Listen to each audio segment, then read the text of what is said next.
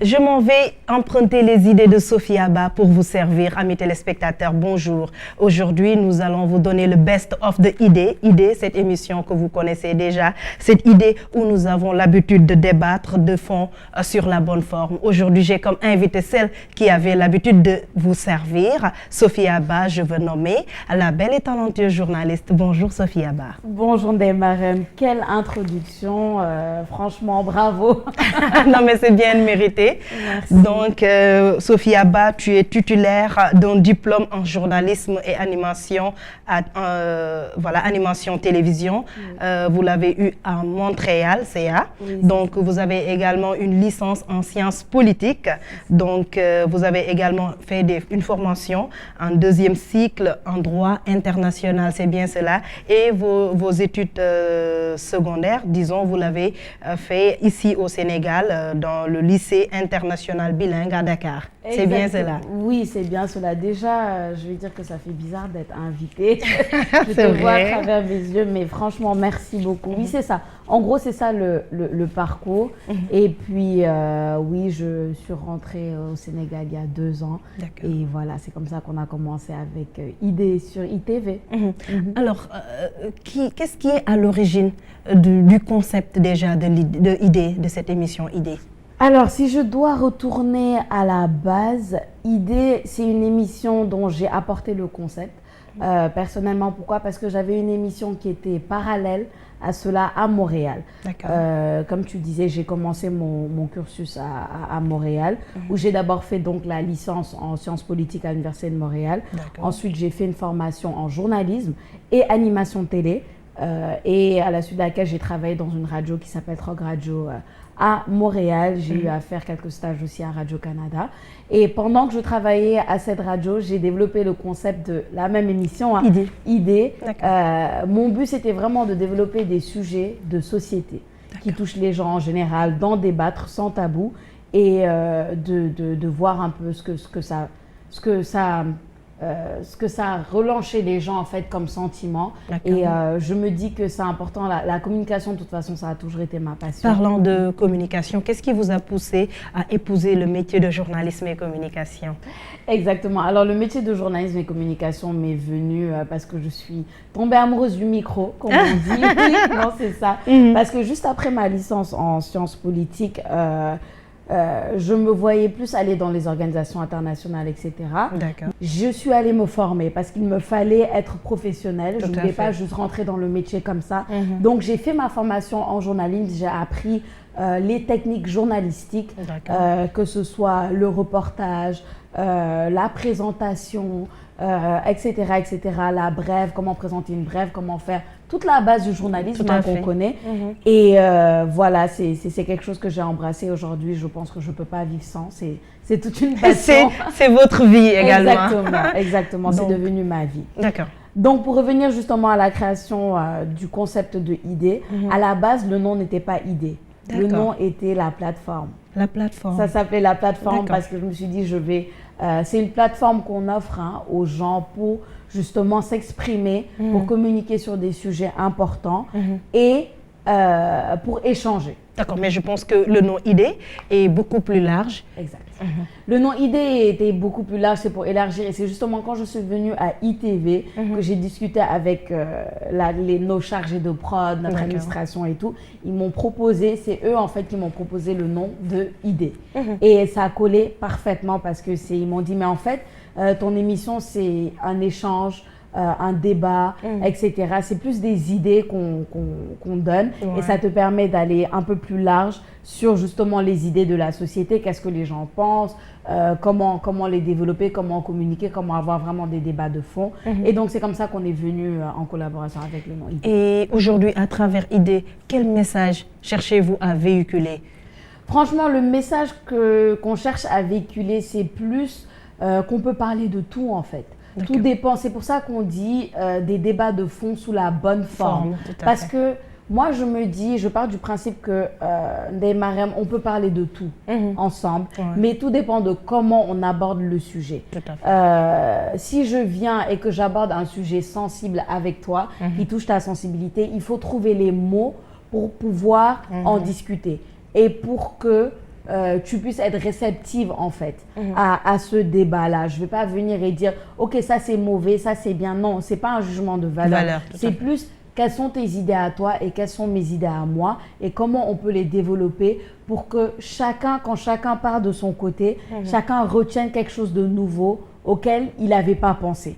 Donc c'est un peu ça le message. Communiquons de la bonne forme. C'est comme ça qu'on fait avancer une société. C'est comme ça qu'on fait avancer les choses. Et puis c'est possible d'en parler en fait. Et il faut parler de d'habitude. Comment vous faites le choix des thèmes? Alors, le choix des thèmes se fait en collaboration avec nos chargés de prod, chargés de programme et directrices de contenu. C'est-à-dire qu'on propose des thèmes. Des fois, on me propose des thèmes et on voit ce que j'en pense et on cherche les invités les plus aptes à parler de ce thème en particulier. Des fois aussi, c'est moi qui pense à un thème. Je me dis, tiens, ce thème-là, j'aimerais bien en discuter parce que je trouve que ça touche les gens d'une manière générale dans la société. Il faudrait qu'on aborde. Évidemment, on est en journalisme, je suis journaliste, donc je calque aussi beaucoup les thèmes sur l'actualité.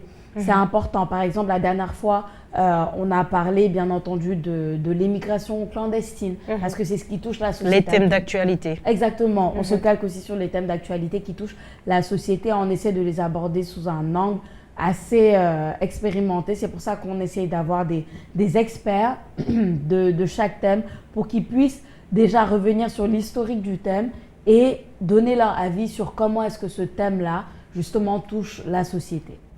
Voilà. Et aujourd'hui, quel est le lien entre toutes ces émissions qui ont été diffusées jusqu'ici? Quel est le lien? Alors, le lien de base, j'y reviens souvent, le lien à la base, c'est vraiment la société et toutes les strates de la société. Par exemple, aujourd'hui, si on parle d'immigration clandestine ou d'émigration clandestine, ça touche tout le monde. Parce que même si on ne connaît pas quelqu'un qui immigre clandestinement, on sait que ça existe à côté. J'habite au Mariste. Derrière chez moi, les gens prennent le bateau, tu vois. Tu peux avoir aussi des gens à côté de chez toi, tu les vois, tu sais qu'ils n'ont pas d'espoir, tu sais que voilà, qu'ils sont prêts à prendre le bateau. Ou bien tu vois, je sais pas moi, les violences faites aux femmes dont on a parlé aussi. On connaît toutes peut-être une femme qui a été victime de ça ou qui est victime de ça. Ou on connaît une femme qui se bat justement contre ça. Donc le lien, c'est vraiment de discuter des choses qui se passent au Sénégal, dont on ne parle pas forcément, mais qu'il faut mettre à jour en fait, qu'il faut vraiment donner la lumière et que les gens sachent qu'est-ce qui se passe réellement. C'est vraiment ça le lien, c'est l'humain, c'est l'être humain, c'est la société d'une manière générale. C'est la société d'une manière générale, mais si ça ne tenait qu'à toi, quelle direction allais-tu donner à IDÉ en 2021? Alors ça c'est une grosse question, quelle direction j'aimerais donner à IDÉ en 2021? Moi, j'aime bien l'idée d'être en contact avec les gens parce que je pense que c'est le plus important. Être sur le terrain, j'adore ça. Ouais. Donc, franchement, je pense que toi aussi. Ça, c'est vrai. Ouais. Donc, moi, j'aimerais aller plus sur le terrain en 2021. C'est-à-dire deux choses. Déjà, inclure des reportages sur le terrain, aller voir les gens, leur poser la question, choisir un thème, leur poser la question, que penses-tu de ce thème-là? Des vox pop, des micro-trottoirs? Des vox pop, des micro-trottoirs.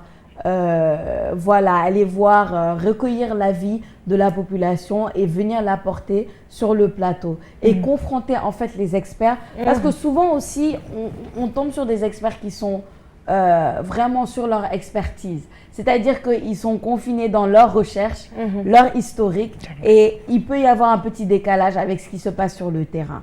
Donc moi, j'aimerais d'une part apporter ce qui se passe sur le terrain, en discuter avec leurs experts et les mettre en confrontation. Oui, votre expertise dit ça, mais voilà ce qui se passe sur le terrain en fait. Et comment vous répondez à ça, à cette personne-là qui vous dit que voilà, c'est ça sa réalité. Je pense que c'est le plus important, c'est ce que j'aimerais apporter à IDÉ. Et aussi, j'ai une idée pour IDÉ. Une idée pour IDÉ. Exactement, c'est inclure peut-être un public. Essayer de faire peut-être une fois par mois ou une fois de temps en temps une sortie. Pourquoi pas? C'est ça. Délocaliser IDÉ. Délocaliser IDÉ, un tournage en plein air et voir un peu si on peut avoir un public qui réagit. C'est-à-dire, ce serait, si moi je suis ton invité, on discute du thème et puis on laisse les gens réagir, le public réagir vraiment. Et pour moi, c'est ça l'essence du talk show en fait. C'est-à-dire qu'il n'y a pas seulement les invités, mais il y a le public aussi qui réagit à tout ce qui se dit pendant les tournages. J'aimerais beaucoup aller vers ça, proposer cela et aller vers ça. Peut-être pas à chaque tournage, mais une fois de temps en temps, peut-être une fois tous les 2 mois, aller trouver un public et les asseoir, une vingtaine de personnes, une quinzaine de personnes ou même une trentaine de personnes, dépendamment de ce qu'on peut faire, et échanger avec ces personnes-là et voir en direct ce qu'ils pensent de nos échanges. Parce que souvent, après les émissions, on a des appels. On a des gens qui nous disent « Oh, j'ai suivi cette émission, voilà, qu'est-ce que j'en ai retenu, dis-moi pourquoi, nana, c'était bien, c'était si. » Mais ce serait magique d'avoir la réaction des gens en direct, en live. Tout à fait. Ça rajouterait un peu plus au débat, à mon avis. Je pense que vous êtes entré directement sur le vif du sujet déjà. Donc, y aurait-il normalement des modifications à faire, des améliorations, à votre avis? Oui, à mon avis, ce serait ça les améliorations de l'émission. Ce serait vraiment aller dans une dynamique d'être un peu plus en contact avec les gens, des invités et un public qui serait intéressé par l'émission. Pourquoi pas faire des appels sur les réseaux sociaux et dire voilà, tournage tel jour, il y a 15 places, est-ce que ce thème vous intéresse? Est-ce que vous voulez venir assister à ce tournage-là et participer? Et avoir des gens et leur parler. Je pense que ce serait ça l'amélioration. J'ai comme l'impression que tu as envie de me faire idée en direct. Oui, pourquoi pas? Pourquoi pas idée en direct? Je pense que ce serait aussi excellent et puis ce serait vraiment une essence. Peut-être en 2021, on ferait un spécial idée en direct avec beaucoup de personnes, un public au grand théâtre. Je sais pas, je vois loin, j'ai une vision assez poussée de la chose, mais je pense que c'est important. On est dans un métier. Et tu me diras, je suis sûre que tu es d'accord avec moi, il faut toujours s'améliorer. Tout à fait. Il faut toujours être ouverte à la critique, comment améliorer son concept, comment améliorer l'émission, comment rendre l'émission plus vivante, que les gens soient plus en contact, c'est ça, interactif avec nous et être en direct, plus un public, ça ce serait vraiment un rêve pour moi. Alors, parlons de Nouvel An et de perspectives. Avant d'y être, vous, Sophia, quelles sont les émissions qui vous ont le plus marqué? Il y en a beaucoup, hein. On en a fait énormément. Franchement, on en a fait beaucoup. Il y en a quelques-unes qui ont été particulièrement marquantes pour moi. Pourquoi? Parce que je pense qu'il a fallu vraiment, disons, une petite audace pour aborder certains thèmes et surtout aussi certains thèmes sur lesquels on ne pose pas vraiment l'accent ici dans nos pays. Je pense là à, par exemple, on a parlé de la santé mentale. Cette émission sur la santé mentale. Une émission assez controversée. Oui, qui était un peu controversée, mais surtout beaucoup de gens m'ont dit c'est un sujet dont on ne parle pas souvent. Tout à fait. Vraiment, on ne parle pas souvent ici au Sénégal et on a eu 2 experts qui ont su aller en profondeur dans le sujet. On a eu un psychiatre et un sociologue qui sont vraiment allés en profondeur dans le sujet et qui nous ont dit beaucoup de choses là-dessus. On va vous proposer un petit extrait pour voir ce qui était ce débat houleux entre ces 2 experts et Sophia. Plus de 450 millions de personnes à travers le monde sont atteintes de pathologies et autres problèmes mentaux. C'est une réalité qui touche aussi l'Afrique. En réalité, il faut voir que la question de la santé a toujours été la question de l'humanité. Elle a toujours été la question de toutes les sociétés. Et quand elle est référée maintenant à la question de la santé mentale, dans nos sociétés traditionnellement, il y avait des mécanismes de prise en charge. D'abord, il y avait des mécanismes de détermination, donc leur donner un contenu, leur donner un sens. Mais il y avait aussi des stratégies de prise en charge qui étaient le plus souvent des stratégies collectives et communautaires de prise en charge. Donc cela veut dire qu'à chaque fois que l'on voyait un cas de maladie mentale, on considérait cela comme une sorte d'alerte. L'émission me donne l'occasion effectivement de parler d'un sujet qui est un peu difficile à aborder en société. En tout cas, quand on en parle, c'est surtout sous forme de faits divers assez dramatiques, qui donnent une représentation vraiment très dramatique de la maladie mentale. Nous considérons le malade mental comme seul responsable de sa situation.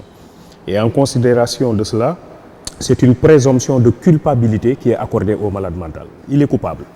Alors que je disais que dans nos traditions, on considérait que c'est une alerte pour toute la communauté.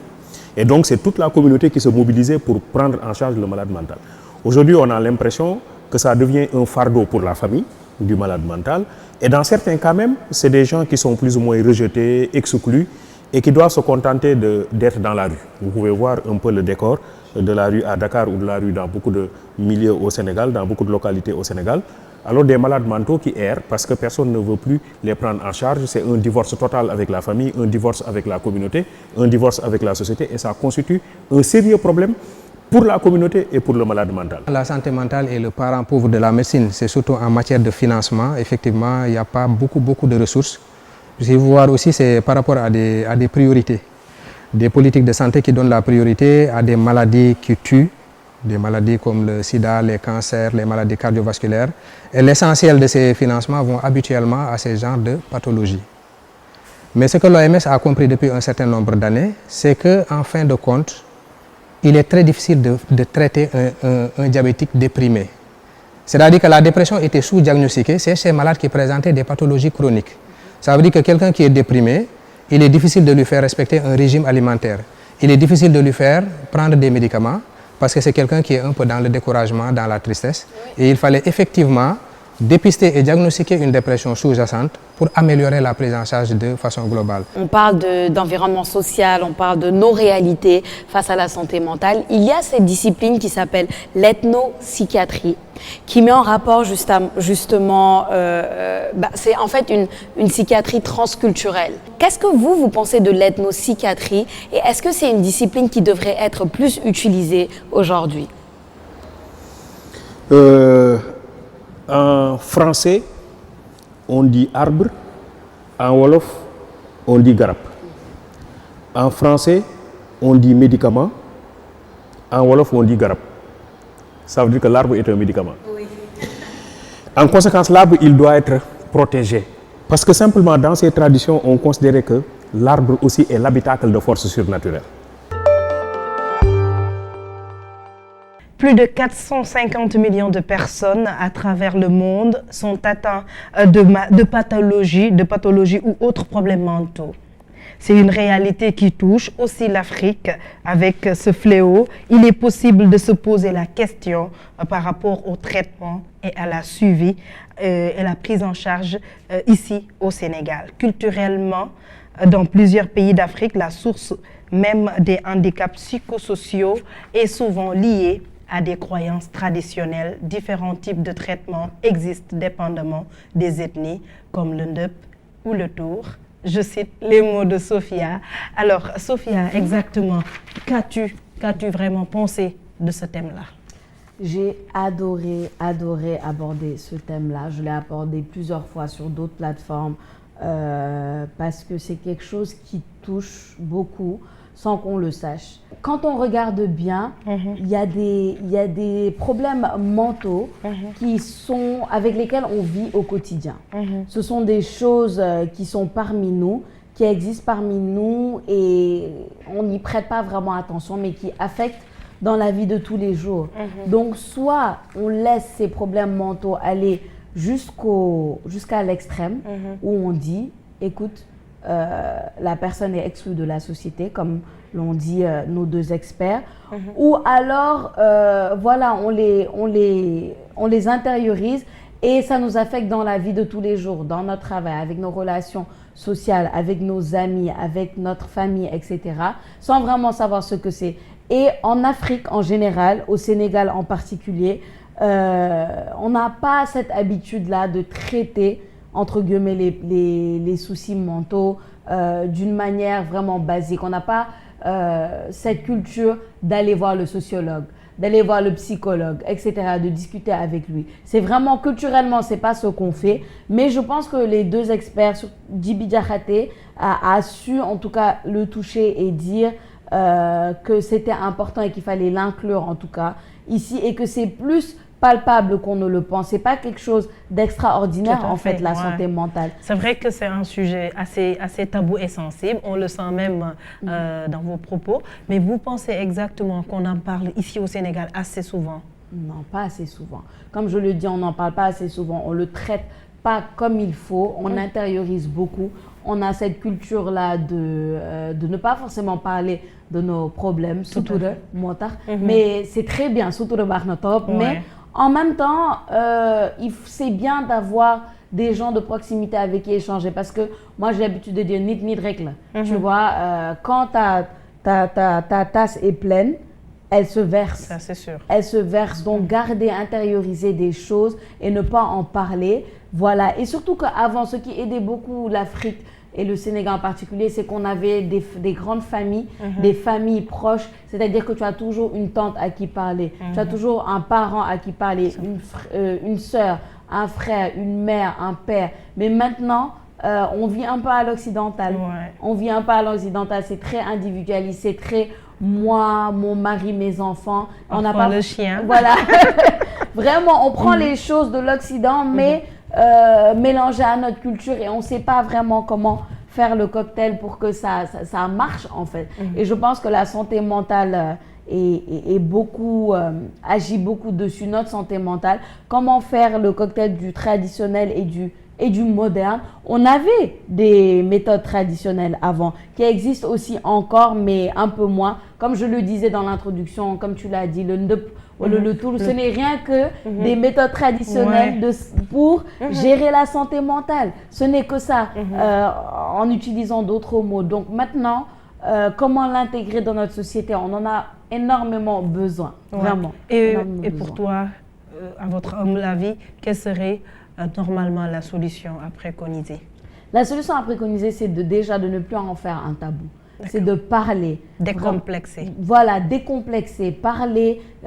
Quand toi, tu sens que ça ne va pas, tu sens qu'il y a une dépression en ce moment, ne pas avoir peur d'en parler, tu vois. Parce qu'on a l'habitude de minimiser ça. Quand quelqu'un te dit « Oh, moi, je suis en dépression », dépression, t'as l'union avec dépression, tu vois.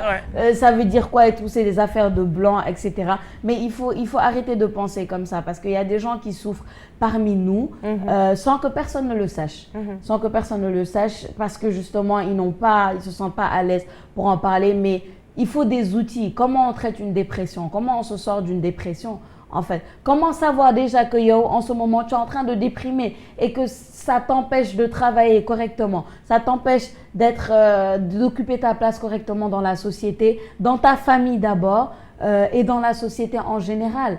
C'est-à-dire que il faut le dire, il faut oser le dire que tu ne vas pas, que mentalement ça ne va pas pour pouvoir ensuite le traiter et avoir les atouts pour le traiter. Donc il faut plus de tolérance, plus de compréhension et davantage d'échanges. Donc une autre émission que vous allez également nous servir encore pour nous dire que ça vous a le plus marqué.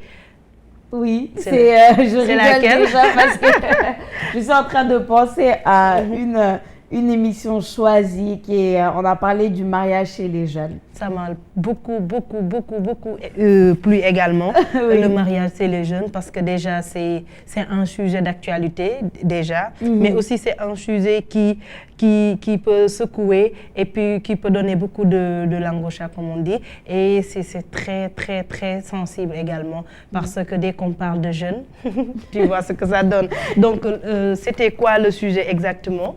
Ok, alors le sujet c'était comment les jeunes voient le mariage de nos jours et sur quelle base ils vont vers le mariage et comment est-ce qu'ils lient tradition et modernité actuellement en 2020, porte 2021, lorsqu'ils se marient.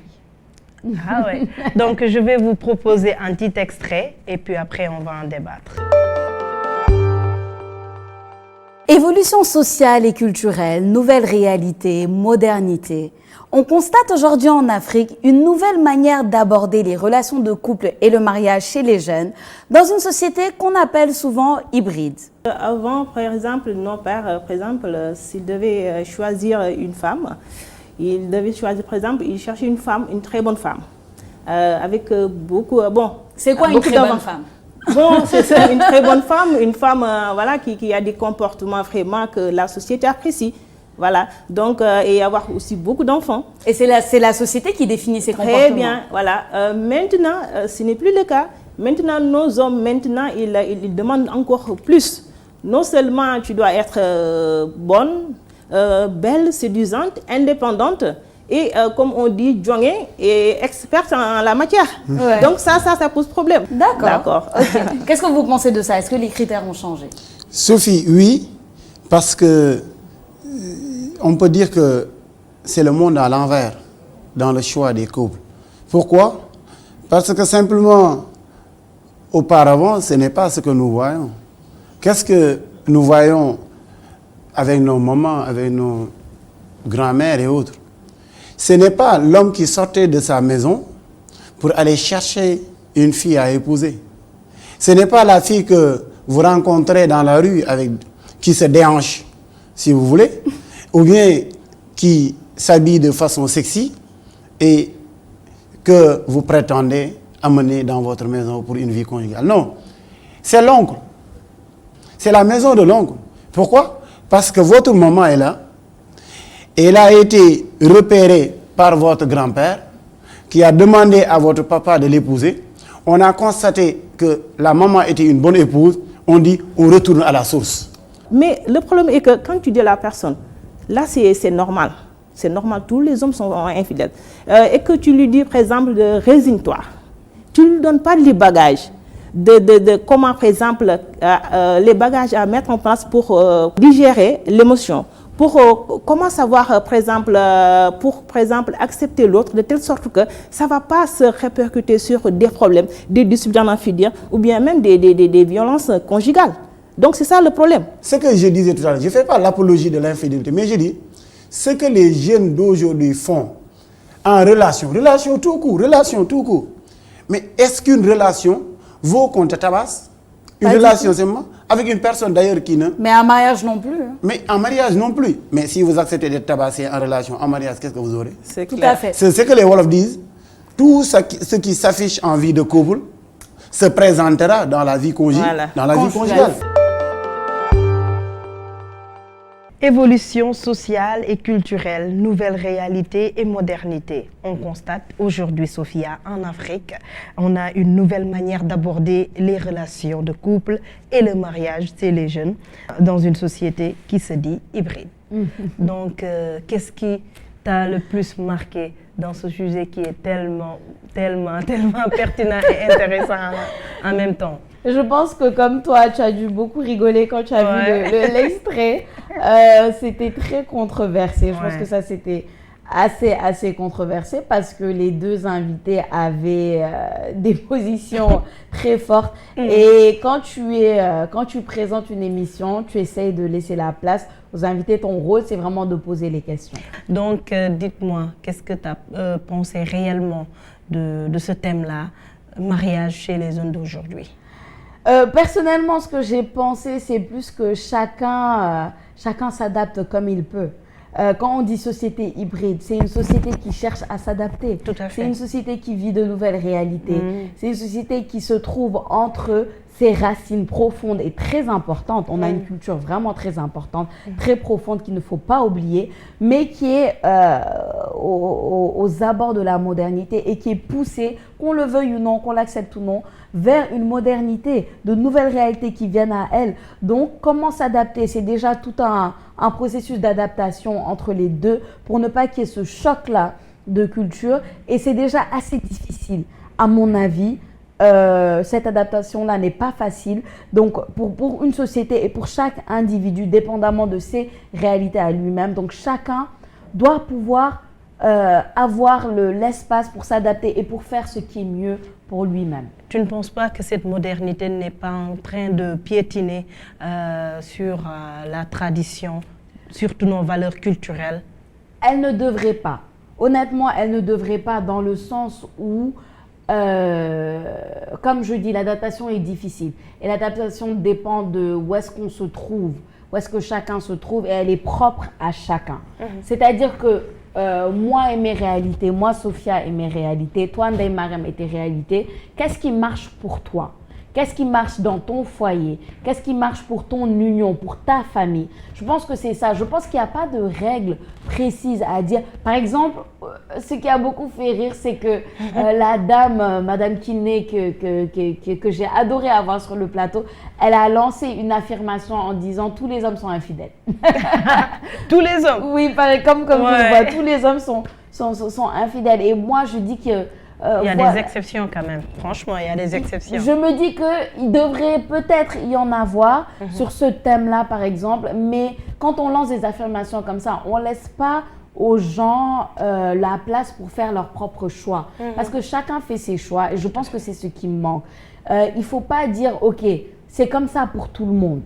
Non, et je pense que c'est ça qui est l'erreur. C'est ce que j'ai essayé de faire relever à travers cette émission-là. C'est que, écoutez, au final, ce qui marche pour toi peut ne pas marcher pour moi. Ce qui marche pour moi peut ne pas marcher pour toi. Qu'est-ce qui marche pour toi? Il y a des personnes, ce qui marche le plus pour elles, c'est de vivre en famille. Ouais. Et c'est ça, c'est de vivre. Et pour d'autres, c'est une catastrophe. Hein? Et pour d'autres, c'est une catastrophe. Pour d'autres, c'est mieux pour eux, pour leur santé mentale et leur santé physique, de prendre, par exemple, leur quiétude également. Leur quiétude avec leur mari, avec leurs enfants. Ça dépend. Et pour moi, il y a beaucoup de jugements.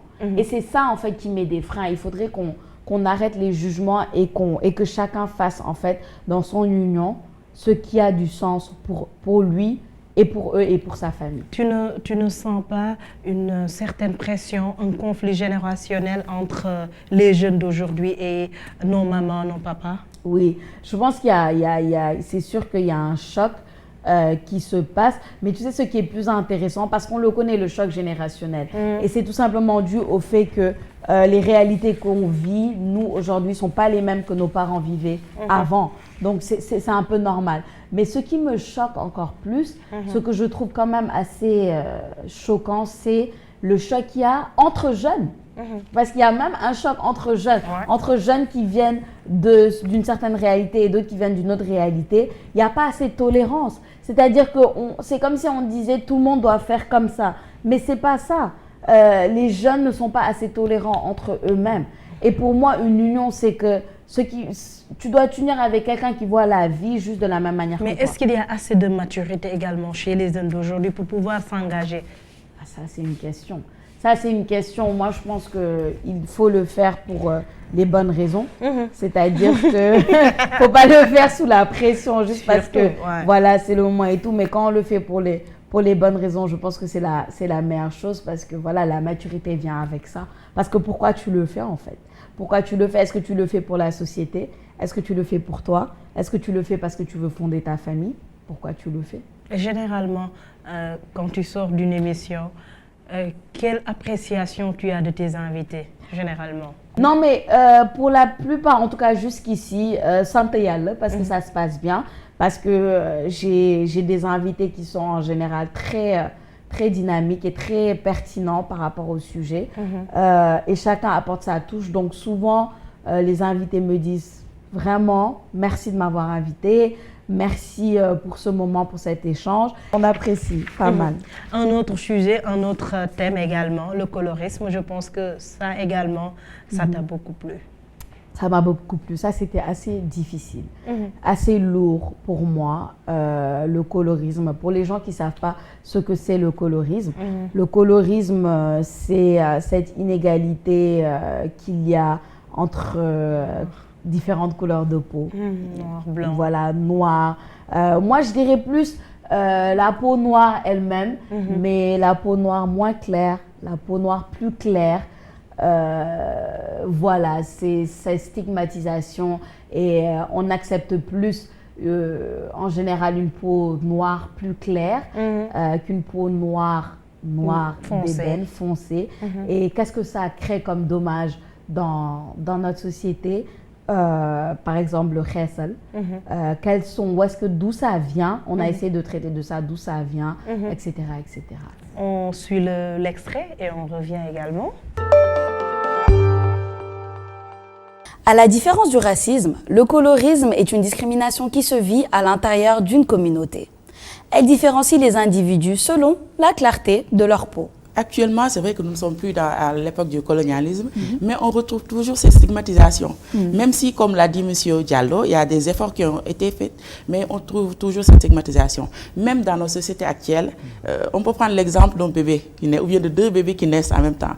Mais le bébé qui est plus clair a plus d'attraction que le bébé qui est noir. La première chose qu'on se pose, même qu'on pose à la maman, c'est incroyable. Si c'est un bébé clair, maintenant on va s'extasier et dire que oh, c'est un joli bébé. Le colorisme en tant que tel, comme vous l'avez dit, carrément est issu quand même du racisme, vous voyez un peu. Et quand on comprend bien sa progression, les idées, les mécanismes, ce qui sous-tend ce système-là, vous comprendrez qu'au moins d'aujourd'hui, je ne pourrais pas penser que, en tout cas, assimiler ça à ce que font donc nos sœurs. Vous voyez un peu. En fait, il peut y avoir plusieurs raisons qui peuvent amener une femme via un homme. Et vous dites que peut-être que ce n'est pas nombreux au Sénégal, mais de plus en plus, on assiste à des hommes qui se dépigmentent un peu la peau pour être peut-être paraître plus jovial, plus aimable et tout. Donc, ça, il peut y avoir plusieurs raisons. Par exemple, ça peut être une jeune fille qui, peut-être avec ses copines avec qui elle est tout le temps, elle peut subir l'influence de ses copines qui lui disent « Bon, essaie ce produit-là, ça peut te rendre plus jolie et comme ça, tu vas attirer beaucoup d'hommes, comme ça, tu vas te marier plus vite. » La conscience collective, quelque part, elle nous fatigue, puisque dans nos foyers respectifs, dans nos origines, et Madame Kamara l'a branché, le poids de la société, il est très fort sur la personne. Vous savez, quand vous sortez, on vous dit, comme elle a dit, je sais pas moi, Dengue Toubabé. En fait, pour expliquer, Dengue Toubabé, en fait, tout ce qui est bien et tout ce qui est joli est associé à autre chose. Ben effectivement. Mais il y a quelque chose qui l'explique. Hein? Oui. Parce que vous savez, dans votre introduction, c'est vrai que vous avez parlé de la phrase du psychiatre France Fanon. Oui. Mais vous savez, dans cette hiérarchisation de la couleur de peau au sein d'un même groupe ethnique, il y avait quelque chose qui l'expliquait. Parce que tout simplement, la couleur, la clarté, la couleur claire, qu'est-ce qu'on disait? C'était carrément le symbole de la beauté, de la réussite, donc des idées qui valorisent. Alors, on a entendu vos invités de ce jour, Sophia, mais toi, que penses-tu de ce complexe? Comme je le disais tout à l'heure, c'est difficile à aborder parce que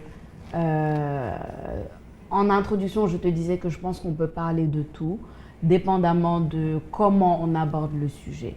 Et quand on parle de colorisme, il faut faire attention de ne pas toucher trop il faut toucher la sensibilité parce que c'est un sujet qui est là, il faut oser dire les choses comme elles sont, mais il ne faut pas être dans le jugement. Il ne faut pas forcément juger les gens par rapport à leur choix de vie, mais il faut les mettre face à leur réalité. Donc c'est un ajustement qui n'était pas facile à faire, surtout quand on voit l'extrait où notre invité parle justement du complexe dès le bébé.